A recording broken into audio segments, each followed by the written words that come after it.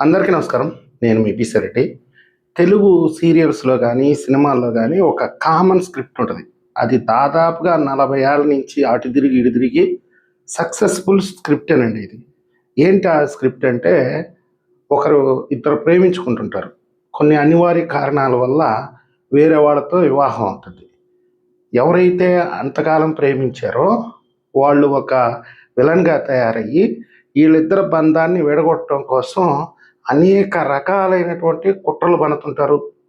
చివరికి ఎవరో ఒకరిని చంపితే గాని మనతో వివాహం కాదు అన్నట్టుగా ఒక స్క్రిప్టు. ఒక సీరియల్ అయితే దాదాపుగా 10, 12 సంవత్సరాలు నడిచింది. కొన్ని సినిమాలైతే సూపర్ డూపర్ హిట్ అయింది. ఇప్పుడు వైసీపీ ఏంటంటే కరెక్ట్‌గా అదే స్క్రిప్ట్ పట్టుకుంది. పవన్ కళ్యాణ్ గారు తెలుగుదేశం పార్టీతో తెగదెంపులు చేసుకోవాలి. ఆయన విడిపోవాలి. దానికోసంగా ఏ చిన్న అవకాశం దొరికినా పవన్ కళ్యాణ్ గారిని టార్గెట్ చేస్తున్నారు. ఇప్పుడు తెలుగుదేశం పార్టీ, జనసేన ఏం చెప్తుంది? మేము 15 ఏళ్ళు ఎటువంటి పరిస్థితుల్లో విడిపోము, మేము కలిసే ఉంటాం, కలిసే ఎన్నికలకు పోటీ చేస్తాం. వాళ్ళు స్పష్టంగా చెప్తున్నారు. పోనీ ఈ 2 ఏళ్లలో ఏమన్నా కొన్ని అంశాల మీద సహజంగా వస్తుంది. ఒక కూటమి ప్రభుత్వం అన్న తర్వాత అలయన్స్ గవర్నమెంట్ అంటే ఏదో ఒక అంశం మీద వ్యతిరేకత ఉంటుంది. వాళ్ళిద్దరి మధ్య చర్చలు జరుగుతాయి. తర్వాత ఎవరో ఒకరి వైపు నిలబడాల్సి వస్తుంది. కానీ ఈ 2 ఏళ్లలో ఎక్కడ కూడా అది జరగల. పవన్ కళ్యాణ్ గారిని ప్రతి ఒక్క విషయం గురించి చర్చిస్తున్నారు. ఆయన ఆమోదంతోనే ప్రభుత్వ పథకాలు అమలవుతున్నాయి. ప్రభుత్వ నిర్ణయాలు కూడా అమల్లో పెడుతున్నారు. మరి ఇలాంటి సందర్భంలో వాళ్ళు విడిపోతే మీకు వచ్చే లాభం ఏంటి? 1% చెప్పండి. ఏమన్నా లాభం ఉంటుందా? పైగా ఏం జరుగుతుంది? విజయ్ తమిళనాడులో ఎప్పుడైతే ఆయన ఆధిక్యంలోకి వచ్చాడో ఆ రోజు నుంచి పవన్ కళ్యాణ్ గారిని టార్గెట్ చేస్తే నాలాంటి వాళ్ళు చాలామంది కింద కామెంట్లు పెడుతుంటారు. అన్న, నువ్వు ఎప్పుడు తెలుగుదేశం పార్టీ గురించే మాట్లాడతావు, జనసేన గురించి ఒక్కరోజు కూడా మాట్లాడవు. ఈ విజయంలో జనసేన పాత్ర లేదనుకుంటావా, పవన్ కళ్యాణ్ గారి త్యాగం లేదనుకుంటావా అని చెప్పి కొంతమంది కామెంట్లు పెడుతుంటారు. అలాంటి నేను కూడా ఈరోజు జనసేనకి సపోర్ట్ చేయాల్సినటువంటి పరిస్థితి తీసుకొచ్చారు. ఈరోజు బాధేస్తుంది కొంతమందికి.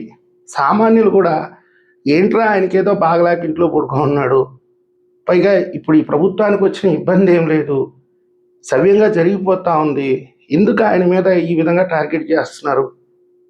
చాలా సౌమ్యంగా ఉన్నాడు పవన్ కళ్యాణ్ గారు. ప్రభుత్వానికి ఎంత సహకరించాలో ఒక రకంగా చెప్పాలంటే త్యాగం చేస్తున్నాడు ఆయన. ఈ రాష్ట్ర ప్రయోజనాల కోసం, ఈ రాష్ట్ర అభివృద్ధి కోసం చిన్న చిన్న అంశాలు ఉన్నా కానీ ఆయన ఎక్కడ కూడా బయటపడట్లా, సర్దుకోబోతున్నాడు, వివరణ తీసుకుంటున్నాడు. ఇలాంటి కూటమి అయితే ఎక్కడ కనపడదు నాకు తెలిసినంత వరకు. ఏదో ఒక విషయంలో విభేదాలు వస్తాయి. తెలుగుదేశం పార్టీ కూడా ఆయనకి ఇవ్వాల్సినటువంటి గౌరవాన్ని తప్పకుండా ఇస్తుంది. ప్రతి వేదిక మీద కూడా చంద్రబాబు నాయుడు గారు చెప్తున్నాడు, నారా లోకేష్ గారు చెప్తున్నారు.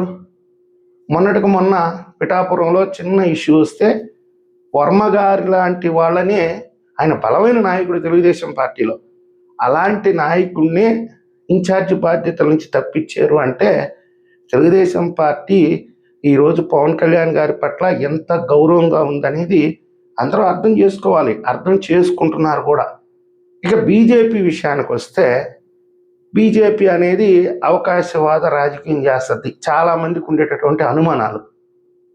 ఈ 2 పార్టీలని ఏదో ఒక సమయంలో నట్టేట ముంచద్ది, లేదా జనసేనని తీసుకొని వెళ్తుంది, తెలుగుదేశం పార్టీని ఒక దోషిగా నిలబెడుతుంది. ఇలాంటి అనుమానాలు ఉన్నాయి చాలామందికి కూడా. నిన్నటితోటే ఆ అనుమానాలు కూడా పటాపంచలు అయిపోయినాయి. సాక్షాత్తు ప్రధానమంత్రి పవన్ కళ్యాణ్ గారి ఇంటికి వెళ్ళడం, తర్వాత ముఖ్యమంత్రి చంద్రబాబు నాయుడు గారి ఇంటికి వెళ్ళడం అంటే వీళ్ళ బంధం భవిష్యత్తులో ఎలా ఉంటుంది అనేది కూడా ఒక మెసేజ్ ఇచ్చేసారు వాళ్ళు. అంటే వీళ్ళు విడిపోరు.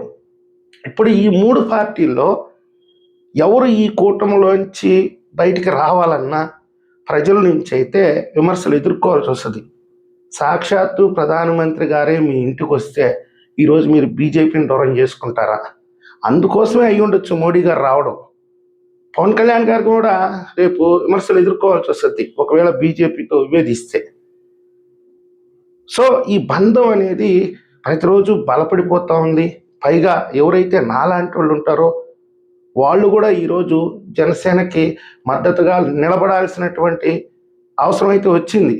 మొన్న ఎప్పుడైతే మీరు విజయ్ గారిని చూపిస్తూ పవన్ కళ్యాణ్ గారిని టార్గెట్ చేస్తే తెలుగుదేశం పార్టీ సోషల్ మీడియా మొత్తం జనసేనకి పవన్ కళ్యాణ్ గారికి అండగా నిలబడ్డారు. అంటే మీరు విమర్శించిన దానివల్ల మీకు లాభం జరగకపోగా భయంకరమైన నష్టం జరిగింది. ఇది అర్థం చేసుకోండి వైఎస్ఆర్సీపీ వాళ్ళు. ఏదో మీకు నేను రాజకీయంగా వ్యతిరేకిని కాబట్టి బండబూతులు తిట్టం కాదు, ఇది వాస్తవం. ప్రజల్లో కూడా పవన్ కళ్యాణ్ గారి పట్ల సింపతి పెరిగింది. ఆయన నోరు తెరిచి ఒక్క మాట మాట్లాడలేదు. వీళ్ళు ఎందుకు అంత ఒంటి కాలు మీద అతని మీద పోతున్నారు, ఇదే ప్రజల్లో చర్చ. ఇకపోతే రోజా గారు చెప్పినట్టుగా అక్కడ విజయ్ గారి ఫలితాలు రావడంతో లేపు తన్నారంట పవన్ కళ్యాణ్ గారిని. అంటే ఆవిడ నోరు కొంచెం అట్లా ఉంటుంది అనుకోండి, పెద్ద పట్టించుకోవాల్సిన విషయం కాదు. నేర్చుకోరా విజయ్ని చూసి అన్నారంట కొంతమంది. అసలు నిజంగా చెప్పాలంటే విజయ్ గారిని చూసి నేర్చుకోవాల్సింది వైఎస్ఆర్సీపీ వాళ్ళు. ఫస్ట్ టైము అధికారంలోకి వచ్చేసాడు ఆయన. జగన్మోహన్ రెడ్డి గారు వాళ్ళ నాన్న చనిపోయాడు, ఆ సింపతి ఆయనకి రావాలి. పైగా కాంగ్రెస్ పార్టీ ఆయన మోసం చేసింది, ఆ సింపతి రావాలి. ఎవరైతే వాళ్ళ నాన్న చావుని చూసి చలించిపోయి ప్రాణాలు పోగొట్టుకున్నారో వాళ్ళ కోసం ఓదార్పు యాత్ర చేశాడు. ఎన్నో రకాలుగా ప్రయత్నించాడు ఆయన. ఫస్ట్ టైం 2014లో అధికారంలోకి రావడం కోసం, కానీ రాలా, ప్రతిపక్షంలో కూర్చున్నాడు. 2019లో అధికారంలోకి వచ్చాడు, 151 స్థానాలు, రికార్డు నిజంగా చెప్పాలంటే. మరి 2024లో ఏమైంది మీకు? 11 స్థానాలకు పరిమితం అయ్యారు. ఇప్పుడు సింగిల్గా రావడం అనే విషయం మీద నేను చెప్తా. తమిళనాడులో అన్నా డిఎంకే ఒక 10 పార్టీలతో పొత్తు పెట్టుకుంది, డిఎంకే ఒక 10 పార్టీలతో పొత్తు పెట్టుకుంది. విజయ్ గారు సింగిల్గా వచ్చాడు. వాళ్ళు పొత్తులు పెట్టుకున్నా కానీ విజయ్ గారు విజయం సాధించాడు. మరి మీకేంటి బాధ? మీరు కూడా సింగిల్గా రండి. విజయ్ గారు ఎక్కడ కూడా మీరు పొత్తులు పెట్టుకున్నారు కాబట్టి మీరు దోషులు, మీరు దొంగలు అని ఆయన ఏమి విమర్శించలేదా? మీలాగా ఆయన ఫోటో పెట్టుకున్నాడు, జగనన్న ఫోటో ఎత్తాడు, ఎత్తడంతో గెలిచేసాడు అని అంటున్నారు. మరి మీరు ఎత్తండి, బస్టాండ్ కూడల్లో ఎత్తండి, ఎక్కడైతే పబ్లిక్ ప్లేసెస్ ఉంటాయో అక్కడికల్లా వెళ్ళండి. ప్రతి ఒక్కరూ ఎవరైనా ఉద్యోగాలు చేసుకునే వాళ్ళు, ఏదన్నా వృత్తి చేసుకునే వాళ్ళు కూడా పొద్దున్న ఇంట్లో నుంచి పోయేటప్పుడు మీ బళ్ళల్లోనో కార్లలోనో జగనన్న ఫోటో పెట్టుకొని ఎక్కడైతే జనాలు కనిపిస్తారో అక్కడల్లా ఎత్తి చూపిస్తూ ఉండండి. ఎవరు వద్దన్నారు? మీరు మొన్న ఎలక్షన్కి వెళ్ళినప్పుడు ఎందుకు ఎత్తి చూపించలేదు ఫోటో? ఇదంతా కూడా ఇప్పుడు విజయ్ గారు సింగిల్గానే వచ్చాడు, ఫస్ట్ టైం ఆయన సీఎం అయ్యాడు. మీరు రెండోసారి ఎందుకు ఓడిపోయారు? మూడోసారి ఫస్ట్ టైం కాలేదు, రెండోసారి అయ్యారు, మూడోసారి ఎందుకు ఓడిపోయారు? అంటే జనాలు మీరు అనుకున్నంత పిచ్చోళ్ళు ఏం కాదండి. ఒకసారి మీరు ఏం చేస్తున్నాం పొరపాటు అనే దాని మీద మీరు ఒకసారి అధ్యయనం చేసుకోండి. మీరు ఇప్పుడు విజయ్ గారిని ఓన్ చేసుకోవడానికి ప్రయత్నిస్తున్నారు. రేపు తమిళనాడులో విజయ్ గారి పరిపాలన ఏదన్నా మైనస్ అవుతుంది, దాన్ని మీరు ఫేస్ చేస్తారా రేపు? ఆయన నిన్నగాక మొన్న ఆయన రాజకీయాల్లోకి వచ్చింది, రావడంతో 2 సంవత్సరాల్లో ముఖ్యమంత్రి అయ్యాడు. పైగా ఆయన ఎమ్మెల్యేలు మొత్తం కూడా అనుభవ రాహిత్యులు, వాళ్ళకి పెద్ద అనుభవం కూడా లేదు. రేపు ప్రభుత్వాన్ని ఎలా నడుపుతాడు అనేది కూడా మనం చూడాలి. అవతల దాదాపుగా 20 పార్టీలు ఉన్నాయి ఆయనకి వ్యతిరేకంగా. ఇవన్నీ కూడా గమనించుకోవాలి. ముఖ్యమంత్రి స్థానం కోసం, అధికారం కోసం తప్పని పరిస్థితుల్లో ఆయన పొత్తులు పెట్టుకున్నాడు. ఎన్నికలకు మాత్రం ఒంటరిగానే వెళ్ళాడు, మనమేం కాదనట్లేదు. మీరు ఫస్ట్ టైం ఎందుకు అధికారంలోకి రాలేదు? రెండోసారి ఆ విధంగా మీరు మెజార్టీ సాధించి కూడా మూడోసారి ఎందుకు సెతికిలు పడిపోయారు? వాళ్ళు పొత్తులు పెట్టుకున్నా ఓడిపోయారు కాబట్టి ఆంధ్రప్రదేశ్లో పొత్తులు ఉన్నా కానీ మీకు వచ్చే నష్టం ఏంటి? మొత్తం మీద ఏంటంటే మీరు నానా రచ్చ చేసేసి ప్రజలకి పిచ్చి పెట్టి చేస్తున్నారు. దీనివల్ల మీ పట్లే వ్యతిరేకత వస్తుంది. దాదాపుగా వైఎస్ఆర్సీపీ గ్రాఫ్ అనేది ఒక 10% పడిపోయింది ఈ మధ్యకాలంలో. దయచేసి ఏంటంటే గ్రామ స్థాయిలో పార్టీని బలోపేతం చేసుకోండి. జగన్మోహన్ రెడ్డి గారు అయితే స్పష్టంగా చెప్తున్నాడు, 3 ఏళ్ల పాటు కళ్ళు మూసుకుంటే చాలు, నేను పాదయాత్ర చేస్తాను, ప్రతిరోజు చంద్రబాబు నాయుడు గారికి చుక్కలు చూపిస్తాను, ఆ తర్వాత మనం అధికారంలోకి వస్తాము అని ఆయన స్పష్టంగా చెప్తున్నాడు. మీరు జగన్మోహన్ రెడ్డి గారిని ఫాలో అవ్వండి.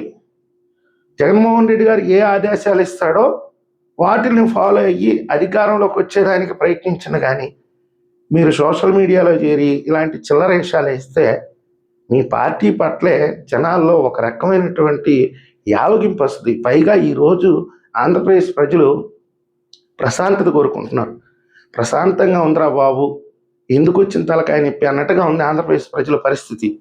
మీరు మధ్యలో చెవులో జోరీలాగా తయారయ్యారంటే ఇంకా మీ భవిష్యత్తుని ఇంకా భగవంతుడే చూసుకోవాలి. ఈ వీడియో మీకు నచ్చినట్లయితే లైక్ చేయండి, సబ్స్క్రైబ్ చేయండి. ధన్యవాదాలు.